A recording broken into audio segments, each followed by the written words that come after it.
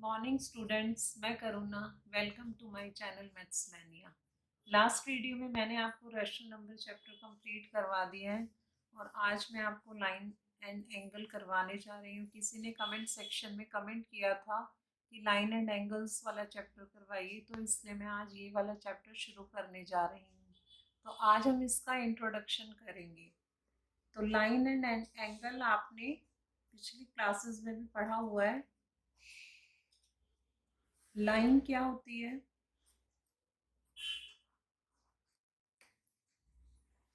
Line का कोई and point नहीं होता।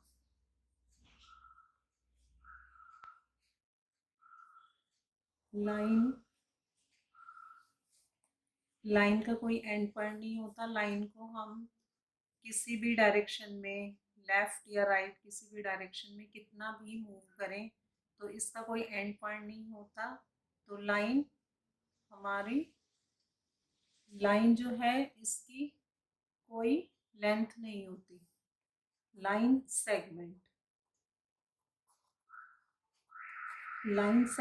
में इसके दो एंड पॉइंट्स होते हैं। It has two end points.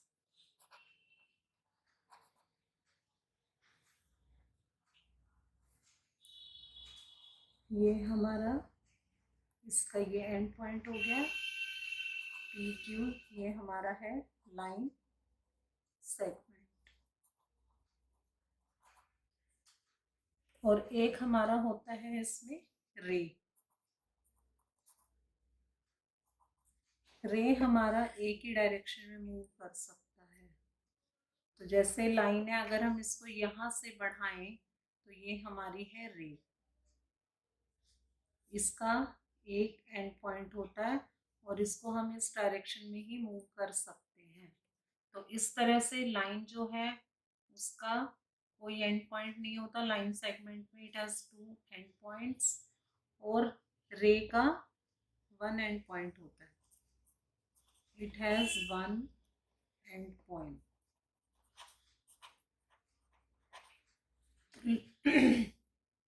तो लाइन का तो सिर्फ यही है, लाइन सेगमेंट और रे। अब हम बात करते हैं एंगल्स की। एंगल्स में क्या होता है? जब हमारे ये लाइन या लाइन सेगमेंट जो है आपस में मीट करती हैं, तो इसमें जहाँ पर ये मीट करती हैं तो ये एक एंगल हो जाएगा। ये दोनों यहाँ पर आकर मीट करें तो एक एंगल ये होगा और एक एंगल ये। जब पी क्यू और क्यू आर आपस में करेंगे मीट तो ये एंगल क्यू बनेगा। और पी आर और क्यू आर आपस में मीट करेंगी तो एंगल आर बनेगा। और पी आर और पी क्यू आपस में मीट करेंगी एंगल पी पे तो यहाँ पर पी एंगल बन जाएगा। अगर हम इसे शो करना होता है तो हम करेंगे, अगर एंगल क्यू को शो करना है तो हम इसको लिखेंगे एंगल पी क्यू आर। जिस एंगल की हम बात करें वो सेंटर में आना चाहिए। तो एंगल क्यू की बात हो रही है तो पी क्यू आर। अब एंगल आर की बात करें तो हम इसको बोलेंगे एंगल पी आर क्यू। और एंगल पी की बात करें तो बोलेंगे हम R P Q. Angle R P Q. तो इस तरह से ये हमारा सिंबल होता है एंगल शो करने के लिए। तो इसे हम एंगल ना लिख के सिर्फ इससे शो करते हैं। तो ये हमारा आ गया एंगल के लिए। तो ये एंगल हो गए जब आपस में लाइंस मीट करती हैं और जब इंटरसेक्ट करती हैं। ये दो लाइनें ये इंटरसेक्ट कर रही हैं, पी क्यू और आर एस। तो ये हमारे एंगल बन रहे हैं टी एस पे ये एंगल बन रहा है। और यहाँ पे एस और क्यू है, इनके बीच में ये बन रहा है। तो ये जब आर एस और पी क्यू मीट करते हैं, when P Q and R S intersect.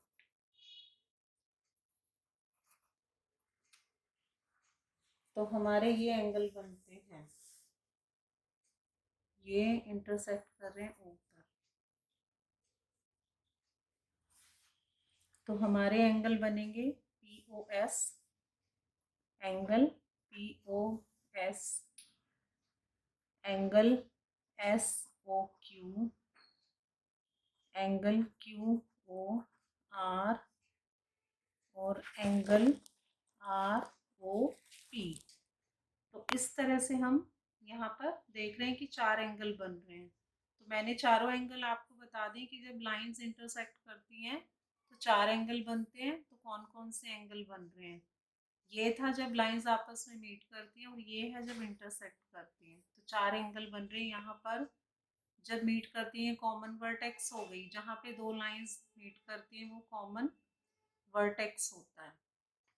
जैसे PQ और PR का कॉमन वर्टेक्स है P, और PQ और QR का कॉमन वर्टेक्स हो गया Q, और QR और PR का कॉमन वर्टेक्स हो गया R।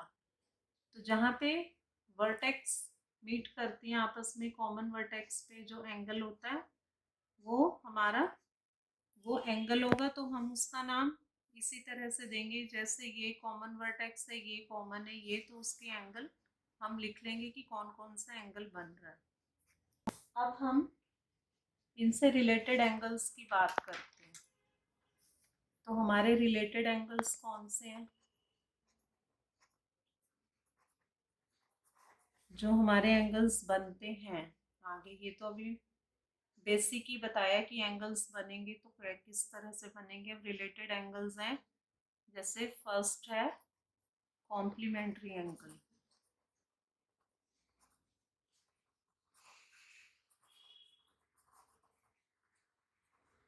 तो कॉम्प्लीमेंट्री एंगल में दो एंगल्स का सम कितना होता है, 90 degree.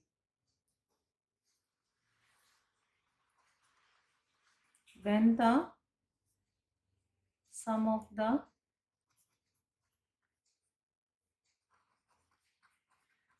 measures of two angles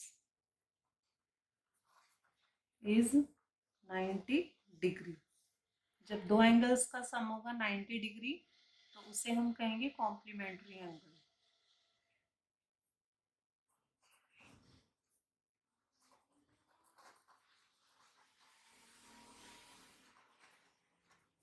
The angles are called complementary angles.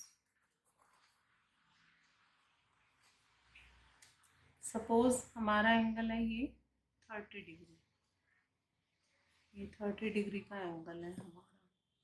तो अगर हम इसका कॉम्प्लीमेंट्री एंगल, अगर हमें इसका कॉम्प्लीमेंट्री एंगल चाहिए तो एंगल कौन सा होगा, दो एंगल्स का सम 90 डिग्री होना चाहिए कॉम्प्लीमेंट्री एंगल में। तो ये हमारा 30 है, तो इसका कॉम्प्लीमेंट्री एंगल होगा 60 डिग्री। कॉम्प्लीमेंट्री एंगल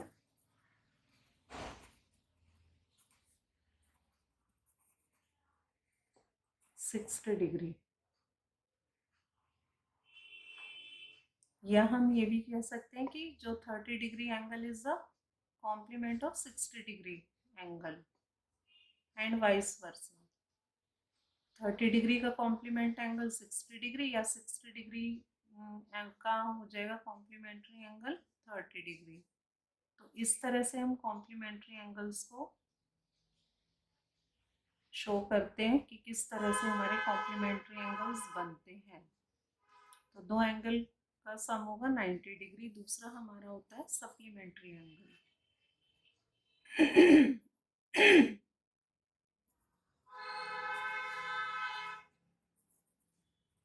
इसके अंदर क्या होता है,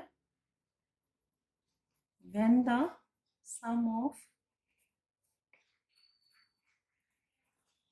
the measures of two angles is 180 degree.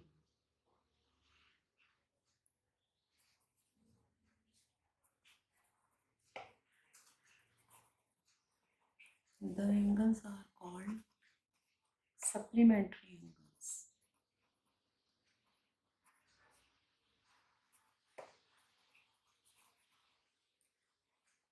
For example हमने लिया, मान लिया हमारा एंगल है 100 degree,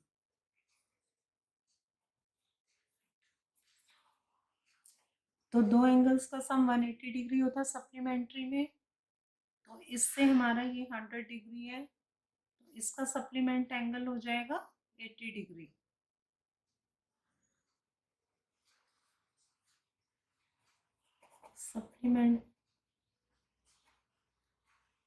supplement of 100 degree is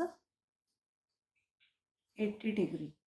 तो इन दोनों को अगर हम ऐड करेंगे तो 180 डिग्री हो जाता है, इसलिए इसमें भी 100 का तो सप्लीमेंट एंगल हो जाएगा 80 डिग्री और 80 का हो जाएगा 100 डिग्री।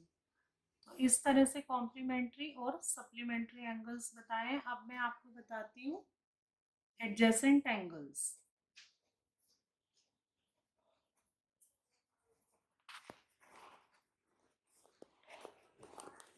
एडजेसेंट एंगल्स में क्या होता है? एडजेसेंट एंगल्स में कॉमन वर्टेक्स होती है,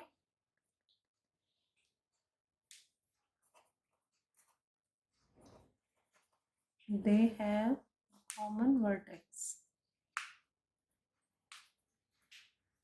Second, they have a common arm.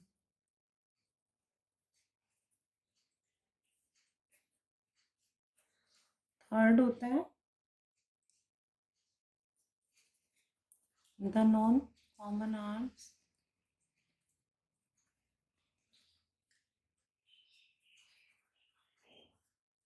are on either side of the common arm. इसका क्या मतलब है?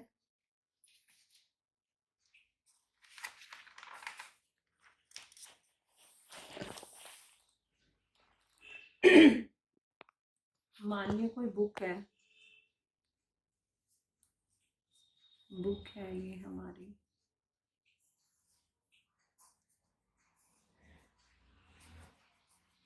तो ये और ये एंगल, ये दोनों एंगल हमारे होंगे एडजेसेंट एंगल। एक के साथ ही जो दूसरा एंगल है, इसके इससे जो दूसरा एंगल अटैच होगा ये हमारा होगा एडजेसेंट एंगल। तो ये हमारे दोनों एडजेसेंट एंगल, इनकी जो है आर्म्स, यहाँ ये कॉमन आर्म है, इस एंगल की और इस एंगल की ये कॉमन आर्म है, तो इनका ये कॉमन वर्टेक्स हो गया।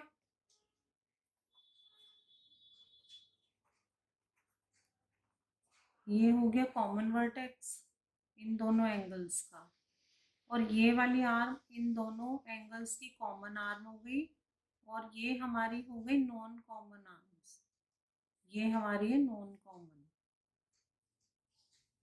तो इस तरह से इस तरह के एंगल्स को हम कहते हैं adjacent angles.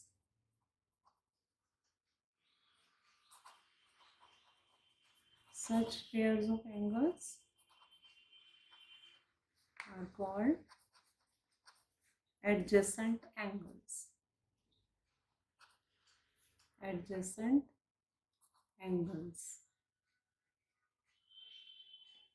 Next to first, तो ये दोनों एंगल हमारे हो गए एडजेसेंट एंगल्स। तो इस तरह से हमने कॉम्प्लीमेंट एंगल पढ़ लिया, सप्लीमेंट्री एंगल्स पढ़ लिया, और अब एडजेसेंट एंगल्स। तो इसमें कोई डाउट होना भी नहीं चाहिए, क्योंकि ये तो बेसिक ही आपने पहले भी पढ़े हुए हैं। अब हमारा आता है लीनियर पेयर।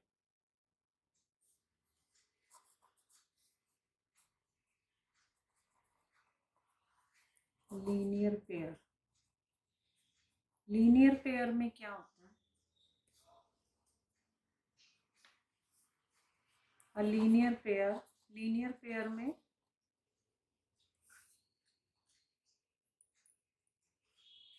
इनकी जो कॉमन आर्म होती है वो ऑपोजिट होती है। तो linear pair is a pair of adjacent angle.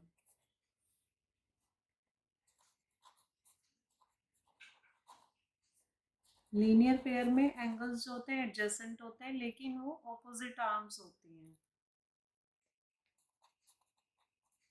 whose known common sides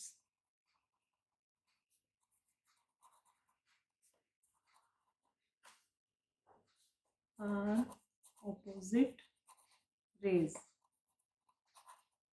जैसे ये है हमारी,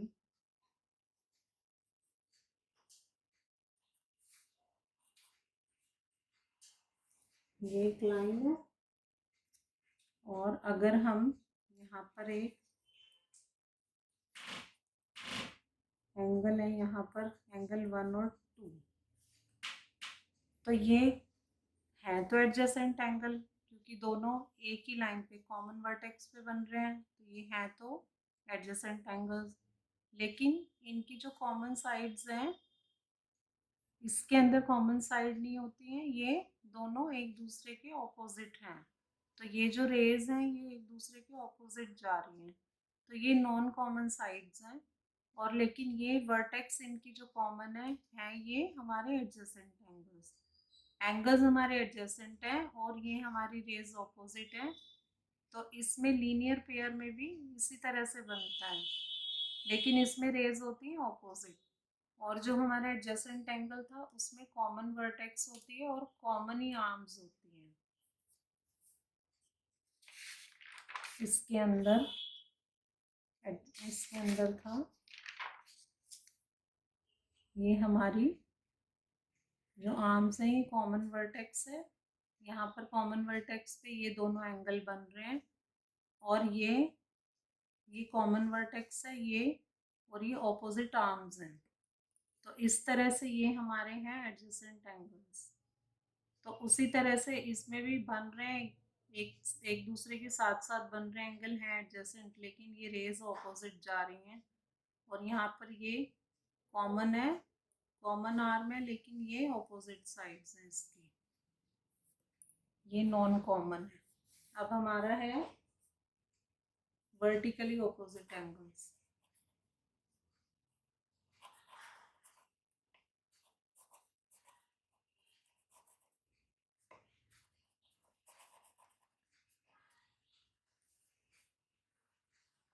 इसके अंदर अगर दो लाइंस इंटरसेक्ट कर रही हैं, अगर हम पेन ले लें दो, तो दो पेन भी अगर आपस में से क्रॉस करेंगे, हम इंटरसेक्ट करेंगे, तो हमारे ये एंगल्स बनते हैं, चार एंगल्स बन रहे हैं।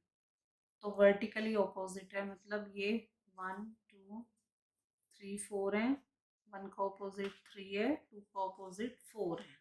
तो ये वर्टिकली ऑपोजिट एंगल्स होते हैं। और इसमें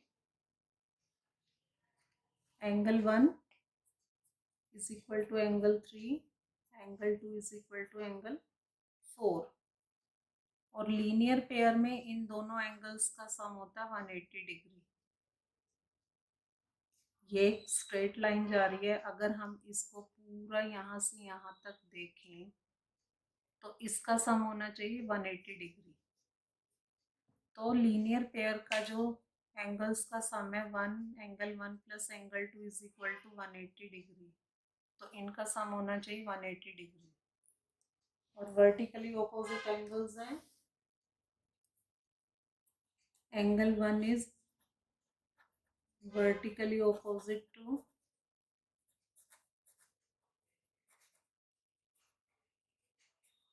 angle 3 और angle 2 is vertically opposite to angle 4। तो ये चार एंगल बन गए, लेकिन ये एक दूसरे के वर्टिकली अपोजिट, 1 का 3 है, 2 का 4 है। तो इस तरह से आपका वर्टिकली अपोजिट एंगल बता दिया है मैंने। अब हमारा आता है, अगर ये तो ऐसे इंटरसेक्ट कर रहे हैं, और अब है अगर हम इसको चेंज कर दें इसका। अगर हम यहाँ पर एक पॉइंट से अगर हम इनको मूव कर दें, अपनी जगह से थोड़ा हिला दें, तो यहाँ पर एंगल बनेगा इस तरह से।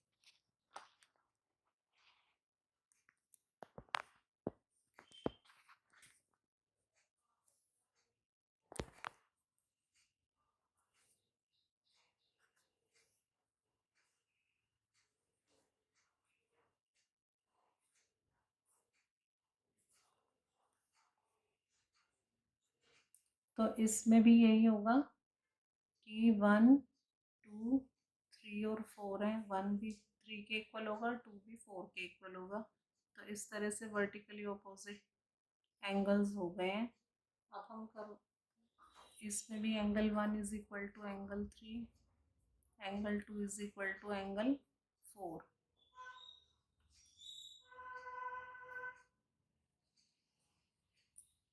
तो लीनियर पेयर का सम हो गया 180 डिग्री।